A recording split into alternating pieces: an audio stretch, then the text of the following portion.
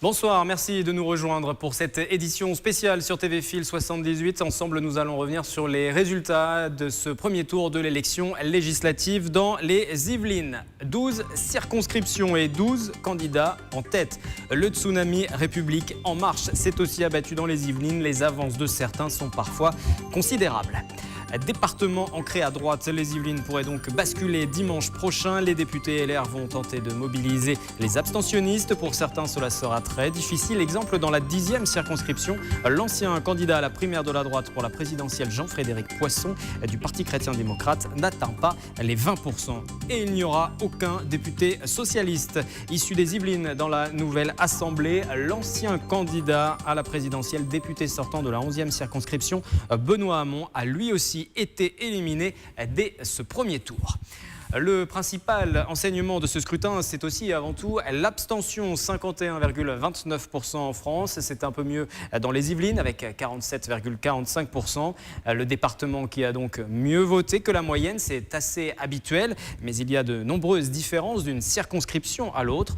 On y viendra dans un instant. Auparavant, écoutez quelques réactions à la sortie des bureaux de vote dimanche après-midi. Les présidentielles, c'est vraiment une figure. On voit tout de suite, on voit que c'est les présidents, les députés, on ne les voit pas. Donc du côté médiatique, on ne fait pas du tout attention. On se rend beaucoup moins compte de ce qui se passe. Les lois qui sont votées, on ne sait pas vraiment par qui. Donc oui, les législatives, déjà, c'est un mot qui parle beaucoup moins en fait. Toutes les lois qui sont appliquées, elles ne nous concernent pas nous. Enfin, on ne se rend pas compte, ça n'a pas vraiment d'impact sur notre quotidien, on ne le voit pas en fait. On ne voit pas ce que ça va changer, donc aller voter ou non, pour nous les jeunes, ça ne change rien. Dans la vie, on n'a pas à choisir tout le temps entre blanc et noir.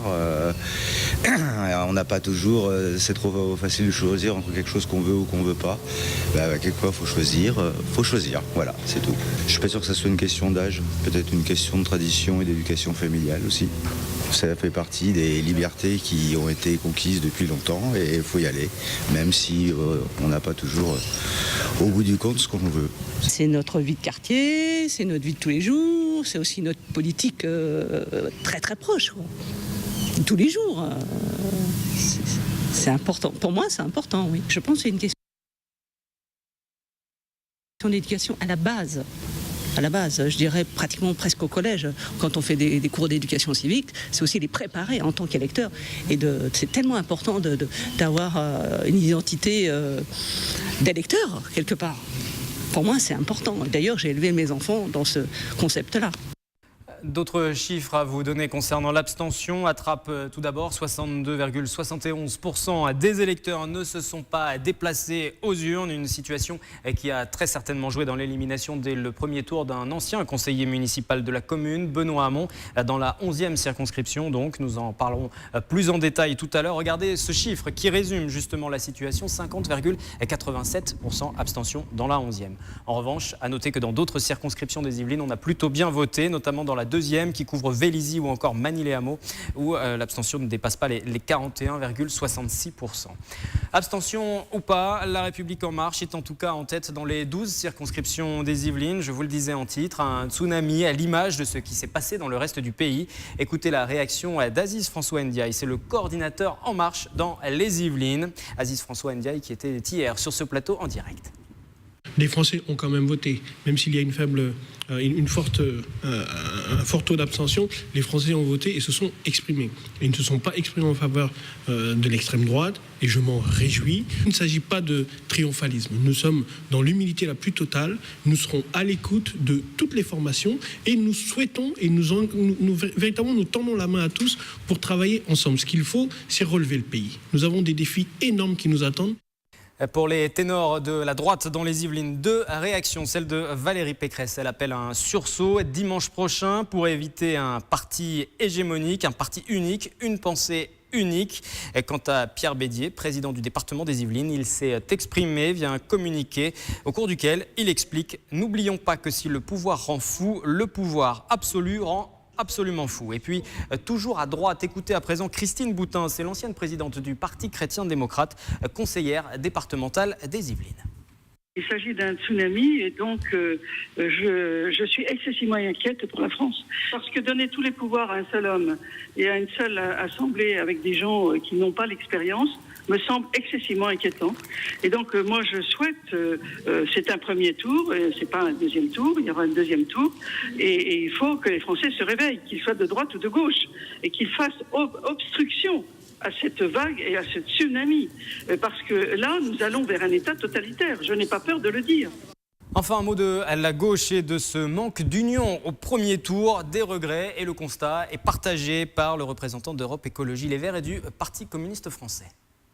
Il y a vraiment une erreur franche de la gauche de partir en ordre dispersé. On avait sur la 11e circonscription un candidat socialiste soutenu par Europe Écologie Les Verts, un candidat communiste, un candidat de la France Insoumise aussi. Au bout d'un moment, nécessairement, la dispersion des voix face à une montée énorme de République En Marche fait qu'il y avait très très peu de chances d'être au second tour. Et c'est vrai dans à peu près toutes les circonscriptions des Yvelines. On n'a pas été suffisamment intelligent pour un moment se dire stop, ça suffit. Donc tous les précaires, tous les agriculteurs, tous ceux qui sont licenciés, tous les chômeurs, que tous ensemble il y ait ce mouvement pour dire ça suffit. La casse du code du travail va toucher tout le monde. Donc c'est important qu'on arrive à cette unité-là pour faire face à des dérives. Dans le détail à présent des résultats des différentes circonscriptions des Yvelines, nous allons commencer par la première avec vous, Mickaël Elmidoro. Bonsoir. Également sur ce plateau, Nicolas Dandry. Bonsoir à vous. Bonsoir. Et Nicolas Kirillovitz. Bonsoir. Bonsoir. Ensemble, donc, nous allons faire le point sur ces résultats dans les Yvelines. La première, tout d'abord, première circonscription. Alors, ce dimanche 11 juin, on a senti les répliques du séisme La République En Marche jusqu'à la première circonscription des Yvelines. À droite, depuis 1963, le territoire est sur le point de basculer. Didier Béchard, candidat de La République En Marche, élu d'opposition à Versailles, a réalisé 42,15%. Il devance le grand favori de cette élection, le candidat des Républicains, le Versaillais François-Xavier Bellamy, qui ne totalise que 27,49% des voix. On écoute la réaction de Didier Béchard. C'est pas une surprise qui est une bonne surprise, c'est le changement qui est en train de s'opérer à Versailles. Ce qui montre la transformation, c'est le résultat de Versailles. On est au coude à coude, il y a 500 voix d'écart, je crois, entre les deux premiers. La ville change, et je pense que les progressistes, les sociodémocrates, qui sont finalement l'image des Yvelines depuis des années, une droite ou des centristes modérés, je pense qu'il y a un vrai barrage à la droite ultra-conservatrice. C'est ça le message de ce soir. Didier Béchard qui réalise son plus gros score à Montigny-le-Bretonneux, 48,72% des voix. Principale surprise sur la ville de Versailles. Le républicain François-Xavier Bellamy ne devance finalement Didier Béchard que de 2 petits points. Il l'emporte 39,18% contre 37,09% pour le candidat de La République En Marche. Un scénario pas du tout attendu. Voilà, oui Wilfried, on pouvait sentir une certaine tension ce dimanche soir à Versailles. François-Xavier Bellamy était persuadé de réaliser un très bon score dans sa commune où il est adjoint au maire en charge de l'enseignement secondaire et supérieur, de la jeunesse et de l'emploi. Sur le plan électoral, la dynamique était clairement en faveur des Républicains dans la commune. En avril dernier, François Fillon était arrivé largement en tête au premier tour des présidentielles avec près de 43% des suffrages malgré les affaires, alors qu'Emmanuel Macron ne totalisait que 27% des votes. Une grosse déception donc, mais pour François-Xavier Bellamy, rien n'est perdu. On l'écoute. D'abord, beaucoup d'électeurs ont pensé que l'élection était jouée d'avance, peut-être parce qu'ils raisonnaient avec des critères des élections précédentes. Moi, je crois qu'effectivement, cette élection allait être difficile. Je crois aussi qu'elle est gagnable. Je crois toujours qu'elle est gagnable. On va faire tout ce qu'il faut pendant une semaine pour mobiliser clairement les électeurs et pour leur montrer que d'un côté, il y a un projet pour la France. Il y a un deuxième tour. On a eu beaucoup d'abstention à ce premier tour. Cette abstention, elle est liée aussi au fait que beaucoup d'électeurs se sont sentis peu concernés par ce qui se passait. On a une semaine pour leur faire comprendre que ce qui se passe les concerne vraiment et que c'est leur avenir qui est en jeu. C'est le maire de Versailles, le député sortant, François de Mazières, qui avait adoubé en quelque sorte François-Xavier Bellamy. Quelle a été sa réaction ? Alors ce résultat a été forcément très mal vécu par l'ancien député qui avait remporté la circonscription en 2012 avec plus de 56% des voix. Cette fois-ci, il avait choisi de ne pas se représenter pour se consacrer à son mandat de maire de Versailles. L'homme politique avait donc décidé de laisser la place à la nouvelle génération et à François-Xavier Bellamy qui l'a soutenu tout au long de la campagne. François de Mazières était au micro de TV Fil 78. On est face à une sorte de tsunami national aujourd'hui et très important que ce soit la circonscription première des Yvelines, on arrive tout de même à avoir un candidat qui n'appartienne pas à cette chambre introuvable. Le fait d'avoir une chambre introuvable est quelque chose de très mauvais, y compris pour le président de la République. Et donc François-Xavier Bellamy peut encore être élu. Et je pense que les gens doivent se mobiliser pour dire nous ne voulons pas qu'il y ait que des candidats de En Marche. C'est très mauvais pour la démocratie. Les autres résultats, les autres candidats sur cette première circonscription. Alors derrière Didier Bécher et François-Xavier Bellamy, tous les deux qualifiés pour le second tour, on retrouve la France Insoumise, représentée par Thibault Marchal qui récolte 8,04% des voix. Le Front National de Thierry Pérez arrive 4e sur la circonscription avec 5,07%, 2 points de moins qu'en 2012. Mais la contre-performance est surtout à mettre au crédit du Parti Socialiste qui totalise seulement 4,64% des suffrages alors que le PS était deuxième en 2012 avec 31% des voix au premier tour et 43,25% au second. On écoute la candidate Charlotte Rossettini. Alors c'était pas la même dynamique, on avait quand même un président de gauche, on sait très bien que les personnes vont voter dans la continuité des présidentielles. Je pense que sur la circonscription à Versailles et à Montigny, ça va être compliqué pour le Parti Socialiste. Mais les valeurs restent là. Alors vous savez, le parti c'est juste une étiquette. Après, quand on a des combats à mener, que ce soit sur une étiquette ou sous une autre, les combats sont quand même là et là, ils vont être encore plus forts. À noter, Wilfried, que la France Insoumise, le Parti Socialiste et le Front National n'ont pas encore donné de consigne de vote pour le second tour. Aura-t-on le droit à une nouvelle réplique du séisme dimanche prochain avec la victoire de La République En Marche avec Didier Bécher? Réponse dimanche 18 juin dans la soirée. Merci Mickaël. Nous poursuivons ce tour des résultats dans les Yvelines des différentes circonscriptions, édition spéciale sur TV Fil. Et le scénario a été le même dans la deuxième circonscription. Là aussi, c'est le candidat de La République En Marche qui termine en tête du premier tour. Jean-Noël Barrot devance le député sortant, candidat des Républicains, Pascal Thévenot. Les autres candidats sont eux aussi largement distancé. Point complet avec Mélanie Poquet. Annonce douloureuse pour Pascal Thévenot. Le député sortant donne les résultats de sa commune, Vélizy-Villacoublay. 1 an seulement après son élection, il voit son siège s'éloigner. Ici aussi, c'est le candidat de La République En Marche qui arrive en tête. Quand on voit la macromania qu'il y a aujourd'hui, il suffit qu'il traverse. En fait, à chaque fois, tout est miraculeux. Non, je pense qu'on ne peut pas comparer les choses. Et l'élection, il y a 1 an, elle a été faite sur un projet, sur un territoire. Là, on le voit, quel que soit le candidat, de toute façon, les gens ne votent pas pour un candidat, votent pour donner une majorité présidentielle. Et on le voit même dans d'autres circonscriptions. Donc là, il faut simplement réussir à remobiliser les 50% de personnes qui ne sont pas allées voter. Une tendance confirmée dans presque toutes les communes de la deuxième circonscription. À l'issue de ce premier tour, Pascal Thévenot recueille moins de 23% des suffrages. L'ingénieur-chercheur de 34 ans termine en tête de ce premier tour. Jean-Noël Barrot, le candidat REM, obtient 43,84%. On n'avait pas vraiment de chiffres en tête, alors bien sûr c'est plutôt une bonne nouvelle pour nous ce soir, mais on va continuer à faire ce qu'on a fait jusqu'à présent, c'est-à-dire comme le disait Aurore Berger d'ailleurs, une campagne positive où on essaye de faire un certain nombre de propositions qui sont en partie celles qu'a portées Emmanuel Macron. C'est ce qu'on va continuer de faire cette semaine. 17 candidats se présentaient sur la deuxième circonscription. Le Front National, représenté par Yasmine Benzelmat, se classe 5e avec moins de 6% des voix, loin du score réalisé par Marine Le Pen lors du premier tour de l'élection présidentielle. Même tendance du côté de la France Insoumise. Marc Soriano termine 3e du scrutin avec 7% des voix. Le 23 avril, Jean-Luc Mélenchon obtenait plus de 13% des suffrages. Le résultat au niveau local, pour moi, c'est très positif. La France Insoumise représente la première force de gauche. On est loin derrière le deuxième, mais on est devant l'attelage vert communiste socialiste. On est devant donc les mouvements, enfin les partis qui représentent des appareils. Les chiffres sont absolument effrayants pour quelqu'un qui ne connaît pas du tout la circonscription, qui a été élève à HEC, mais je ne pense pas que ce soit suffisant. 2 candidats sont donc qualifiés pour le second tour de ces élections législatives. Parmi les battus, aucune consigne de vote n'a été donnée.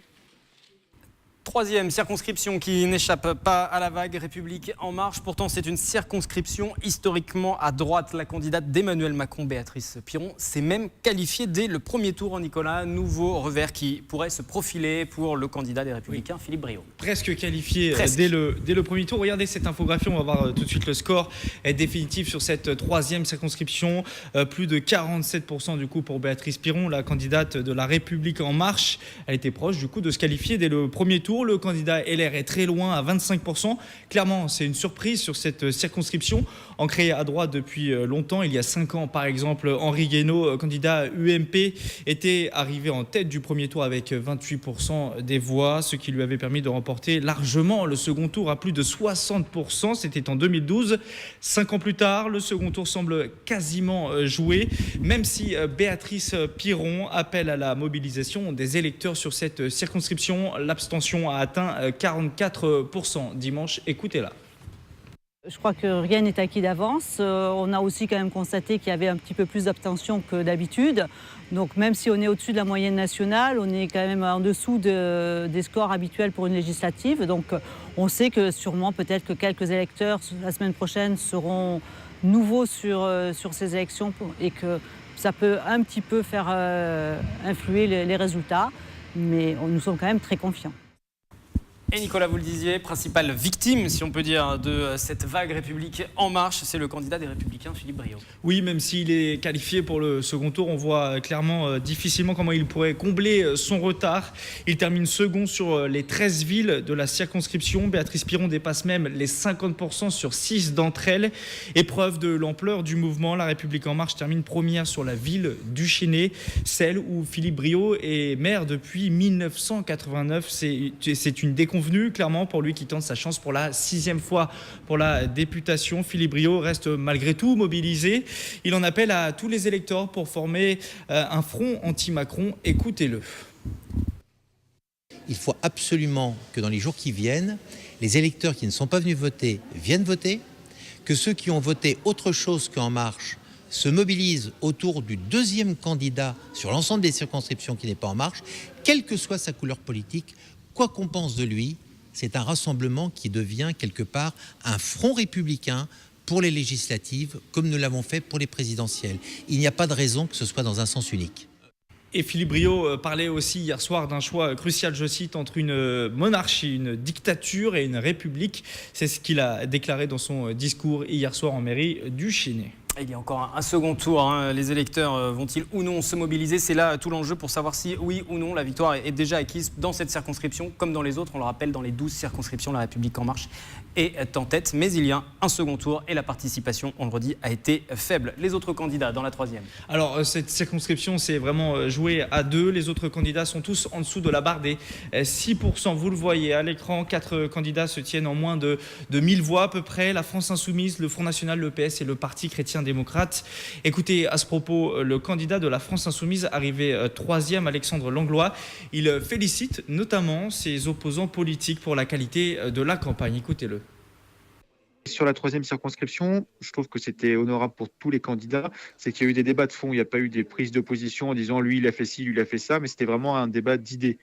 Et que je pense que tous les candidats que j'ai pu rencontrer dans les débats, on est animés de faire le mieux possible pour la population, avec des programmes bien sûr différents et des options différentes, mais c'était tiré par le haut le débat. Donc c'était, je pense qu'il y a des choses qui pourront se faire dans l'avenir, en discutant tous ensemble pour savoir ce qu'est le mieux, même si c'est un candidat d'En Marche ou des Républicains qui est élu au final. Et dernière information concernant les deux villes de l'agglomération, Villepreux et les Clés-sous-Bois, les écarts sont conséquents là aussi. Près de 30 points d'écart à chaque fois entre Béatrice Piron et Philippe Briot sur les deux villes. Ça serait donc une nouvelle grosse surprise de voir les choses bouger dimanche prochain entre les deux finalistes. Merci Nicolas. Nous revenons à présent sur le scrutin dans la 10e circonscription des Yvelines. Vous le savez, nous nous intéressons principalement à ce qui se passe dans le sud du département. La 10e circonscription, la République En Marche remporte ce premier tour tour devant les Républicains. Détail avec vous, Nicolas Dandry. Le duel annoncé aura donc lieu dans la 10e. Aurore Berger d'un côté face à Jean-Frédéric Poisson. Effectivement, Wilfried, Aurore Berger, candidate de La République En Marche, est arrivée largement en tête du premier tour avec plus de 46% des voix. Elle sera opposée au candidat du Parti chrétien-démocrate investi par les Républicains, Jean-Frédéric Poisson, placé en seconde position en totalisant 19,12% des suffrages. Et pour le député sortant engagé dans cette circonscription depuis 2 législatures, ce score est vécu comme une déception. Je vous propose de l'écouter. Une terrible gifle. C'est une forte incompréhension pour moi, une forme d'humiliation aussi très clairement parce que j'ai passé des années au service de ce territoire, au service de ses habitants, de ses communes. Le fait que ce travail ne soit pas reconnu dans les urnes veut dire une forme d'ingratitude de la population que je ne comprends pas. Maintenant, il reste un second tour. Il y a beaucoup d'électeurs à remobiliser pour ce second tour. Je pense que les Français rééquilibreront l'Assemblée nationale comme ils l'ont fait dans les élections législatives précédentes. Et si on détaille un petit peu plus le score de La République En Marche et d'Aurore Berger. Prenons par exemple les 2 plus grosses communes de la circonscription avec Rambouillet et Maurepas où elle dépasse les 40%. Elle atteint même 56% des voix dans la commune de la Queue-les-Yvelines. Une satisfaction pour la candidate. Elle est en ballottage favorable pour le week-end prochain. On a fait une campagne pour le président de la République et le projet de réforme qu'on a envie de voir mis en œuvre, pour le renouvellement politique et le renouveau démocratique. Et puis on a fait une campagne de terrain, on n'a pas fait une campagne de notables. On est allé voir les gens dans les écoles, dans les gares, chez eux. On a essayé de les mobiliser partout, tous les jours, presque 24 heures sur 24. Il faut qu'ils viennent se mobiliser et qu'ils viennent le 18 juin prochain. Eh bien, on va continuer. On va continuer à coélaborer des projets ensemble. On va continuer les concertations, on va continuer les réunions. Et on va continuer à aller vers eux plutôt que d'attendre qu'ils viennent vers nous. C'est ça qu'on va changer de manière durable dans ce département et partout en France. Première force de gauche dans la circonscription, la France Insoumise. Benjamin Nicoletta arrive en 3e position en totalisant plus de 8%. À 3 voix près, il prend même la seconde place devant Jean-Frédéric Poisson dans la commune de Coignères, comme vous pouvez le voir à l'image. L'écologiste David Jutier prend la 5e place et pour le second tour, il prend personnellement position pour un vote ni droite ni droite. Le candidat Europe Écologie Les Verts devance le socialiste Jean-Claude Husson. À gauche, les consignes de vote sont différentes en fonction des candidats. Je vous propose d'écouter Benjamin Nicoletta et Jean-Claude Husson sur ce sujet. Je ne peux pas évidemment appeler à voter Aurore Berger puisqu'on est dans l'opposition et qu'on veut se battre contre ça. Mais Jean-Frédéric Poisson, ça me pose un gros problème puisque c'est quand même un mouvement qui est ancré à droite, radical. J'ai appelé à battre Jean-Frédéric Poisson parce que j'ai travaillé avec lui à l'agglomération et que j'ai beaucoup de choses à dire contre sa manière de faire qui est totalement inacceptable. Autre formation politique qui a souffert pendant ce scrutin, ce premier tour, c'est le Front National. Ça s'est confirmé aussi sur cette 10e circonscription. Effectivement, Wilfried, François Lehote a obtenu près de 8% des voix. Il termine à la 4e place derrière la France Insoumise. Pour le second tour, il appelle à voter contre la candidate de La République En Marche pour, je le cite, contrer le programme européen de dérégulation économique et de réforme de la structure familiale. Du côté de Philippe Chevrier, le candidat du Front Libéré, la consigne de vote semble la même, mais il appelle directement à voter pour Jean-Frédéric Poisson. Alors au total, ce sont près de 56% des électeurs de la 10e circonscription qui se sont déplacés ce dimanche 11 juin, une participation en baisse de 5 points par rapport aux élections législatives de 2012. Merci Nicolas Dandry. Autre circonscription, la 11e à présent. L'ex-candidat à la présidentielle, Benoît Hamon, ne sera pas au second tour des législatives. Il a annoncé lui-même qu'il était battu dans cette circonscription. Il n'obtient que 22,61% des voix. Nadia et République En Marche arrive en tête, suivi par Jean-Michel Fourgousse, le maire d'Elancourt, qui a déjà été député et qui avait été battu en 2012 par Benoît Hamon. Retour sur ce premier tour de scrutin avec Stéphane Servant. Sévère défaite hier soir pour Benoît Hamon, député sortant de la 11e circonscription.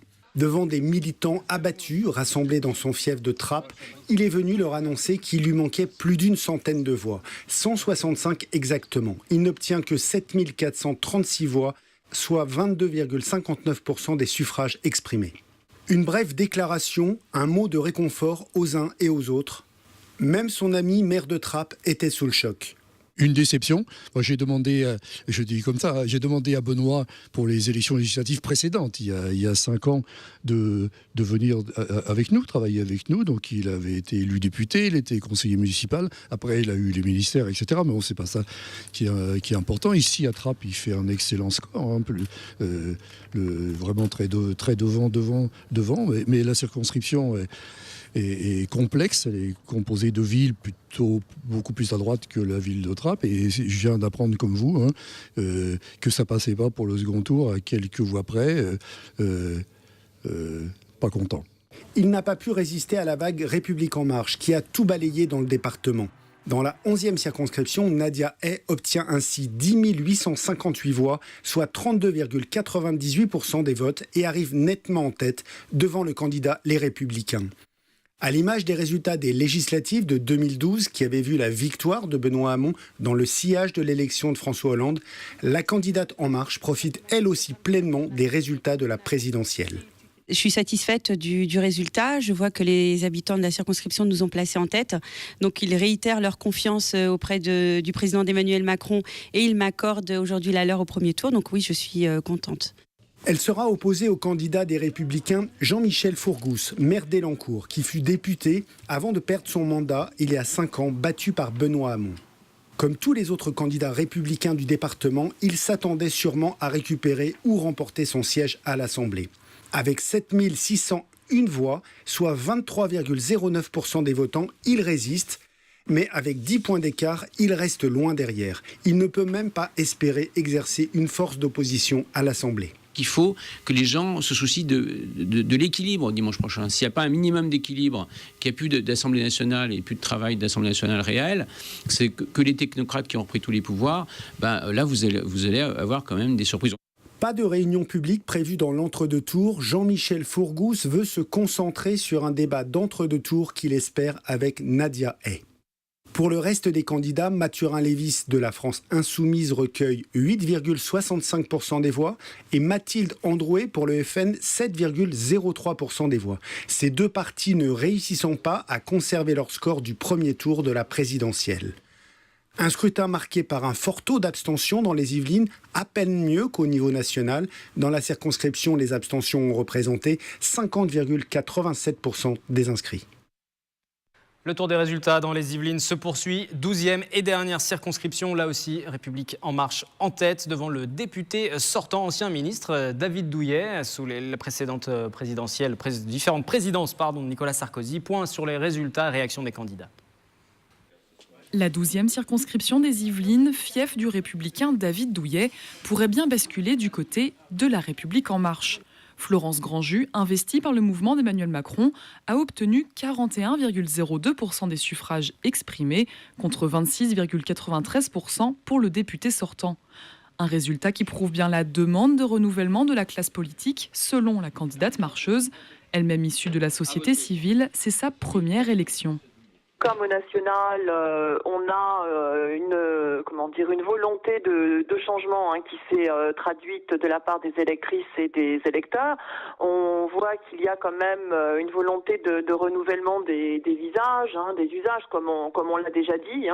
Maintenant, quand on se dit qu'on reste toujours prudent parce que ce n'est que le premier tour des élections, parce que on a des résultats qui sont bien évidemment qui sont à confirmer. Un résultat à confirmer, surtout compte tenu du faible taux de participation. Dans cette circonscription, comme dans le reste de la France, seulement un électeur sur 2 s'est déplacé aux urnes. Un taux d'abstention pointé du doigt par l'ensemble des partis, notamment France Insoumise. Son candidat Antoine Barrot est arrivé 3e avec presque 10% des voix.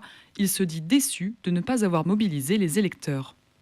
Pas cru, qu'est-ce que vous voulez que je vous dise. Mais cela étant, alors maintenant, on voit vraiment qu'il y a la France Insoumise, c'est une vraie force d'opposition de gauche. Je ne comprends pas d'ailleurs que dans certaines circonscriptions, là où ça pouvait être difficile, on ne se soit pas regroupé, mais que voulez-vous Un regroupement qui aurait peut-être pu profiter au Parti socialiste. En 2012, il avait récolté 34% des voix au premier tour. Cette année, il se hisse derrière le Front national avec 5,16%. Les élections législatives depuis 15 ans, depuis 2002, ne sont qu'un reflet des élections présidentielles. Donc je savais très bien que je ne pourrais pas gagner. Néanmoins, ce qui m'intéressait justement, c'est que vive la démocratie. Un Français, une Française sur deux en âge de voter ne va pas voter. Et en fait, c'est le vrai problème pour notre démocratie. Selon les prévisions, La République En Marche et le MoDem arriveraient en tête dans toutes les circonscriptions du département. Les différents candidats s'accordent sur l'importance de la mobilisation pour le second tour.